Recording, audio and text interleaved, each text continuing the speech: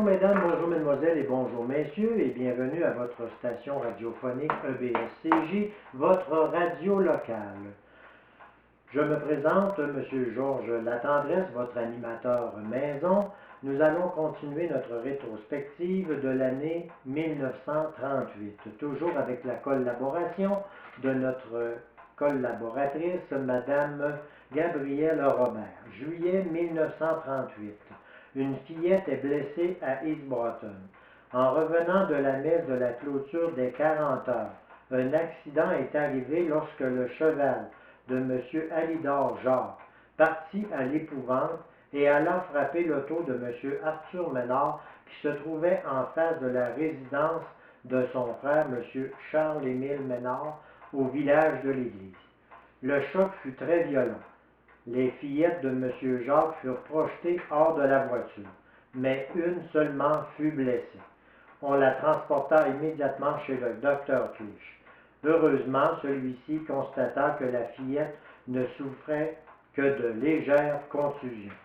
Août 1938. Joyeuse réunion à East Broughton. Monsieur et Madame Trefflé-Grégoire ont donné une réception en l'honneur de leur fille Bibiane, dont le mariage eut lieu quelques jours plus tard. À l'occasion, une bourse généreusement garnie ainsi que de jolis cadeaux furent offerts à Mademoiselle Grégoire. Beaucoup d'amis, auxquels s'étaient joints des musiciens de talent, contribua à rendre cette réunion des plus charmantes. Vers minuit, un réveillon fut servi et ce n'est que très tard que l'on se sépara, emportant de cette soirée un joyeux souvenir. Septembre 1938. Désastreux incendie à East Broughton. M. Émile Gosselin, cultivateur du 8e rang de la paroisse de Sacré-Cœur de Jésus d'East Broughton, a été lourdement éprouvé par la destruction complète de sa grange écurie, située à proximité de sa résidence. M. Gosselin perd avec sa bâtisse 2 chevaux, ses instruments aratoires, ses harnais et toute sa récolte. L'incendie fut allumé par la foudre.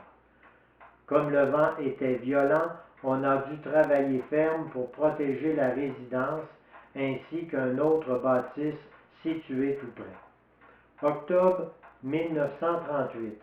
Adieu de M. le curé d'East Broughton. C'est avec un vif regret que les paroissiens de Sacré-Cœur de Jésus ont appris le départ de M. le curé Martel, qui, par une décision de son éminence le cardinal, a été nommé à la cure de Saint-Basile de Portneuf. En ce chef spirituel, nous perdons un père dévoué, juste et bon. Pendant les quelques 12 ans qu'il a passés au milieu de nous, il s'est dépensé sans compter pour le bien des âmes de ses ouailles. Quelques jours avant son départ, toute la population se fit un devoir d'assister à la grand-messe célébrée par M. le curé, et tous se réunirent après la messe pour témoigner à leur dévoué pasteur leur gratitude et leur reconnaissance et recevoir sa bénédiction. M. E.J. Turcotte-Marguillier lut une adresse dans laquelle se traduisaient les sentiments des paroissiens à l'égard de leur vénéré pasteur. Pour prouver leur reconnaissance et leur attachement, M. Alfred Drouin, Marguillier en charge, lui présenta de la part de ceux-ci une bourse bien garnie. Une magnifique chasuble et bourse lui furent offerts par les dames de Sainte-Anne, dont il était l'aumônier. En termes émus, M. le curé remercia ses paroissiens de cette belle manifestation d'attachement et les assura de son souvenir et de ses prières au Saint-Autel. Le jour du départ, plusieurs paroissiens lui firent escorte jusqu'à Saint-Basile, où un salut solennel du Saint-Sacrement fut chanté. Novembre 1938. Cambriolage à la compagnie Légaré de Broughton. Un vol audacieux a été commis dans la nuit de dimanche à lundi à la succursale de la compagnie Légaré Limitée, dirigée par M. Auguste Roy de Broughtoness. Celui-ci réside dans la maison voisine de l'établissement visité par les voleurs. On se situe vers 2 heures du matin, le moment où les brigands brisèrent la vitre de la porte d'entrée de la succursale et s'y introduisent pour faire main basse sur 2 appareils radio, 2 moulins à coudre, des cendriers, une petite table et d'autres objets. Madame Roy était alors en train de soigner sa mère malade et entendit le bruit d'un auto qui démarre. Des voisins, la famille de M. Ménard, entendirent également du bruit.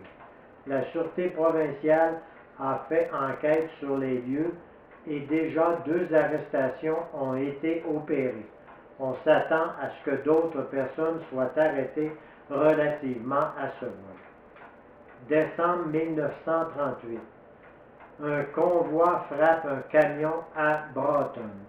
Une violente collision est survenue à la traverse à niveau de la rue Saint-Joseph entre un convoi de la mine Québec Asbestos Corporation et un camion conduit par M. Charles-Émile Mathieu du village de la station. L'état glissant du chemin empêcha le conducteur du camion d'arrêter à temps son véhicule.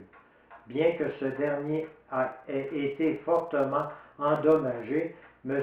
Mathieu s'est tiré indemne de cette collision et son compagnon, M. Alphonse Gauthier, reçut de légères contusions.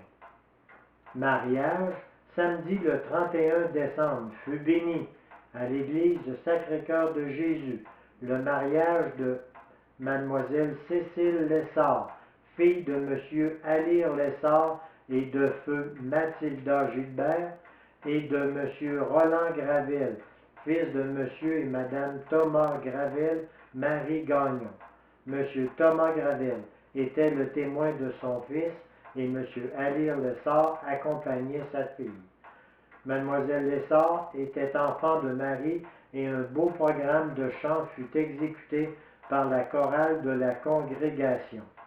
Après la cérémonie, il y eut réception chez M. Alire Lessard et le soir chez M. Thomas Gravel. Nos vœux de bonheur aux nouveaux époux. Ceci met fin à notre bulletin de nouvelles. Nous vous remercions d'avoir écouté notre station radiophonique EBS-CJ et nous vous disons à la prochaine.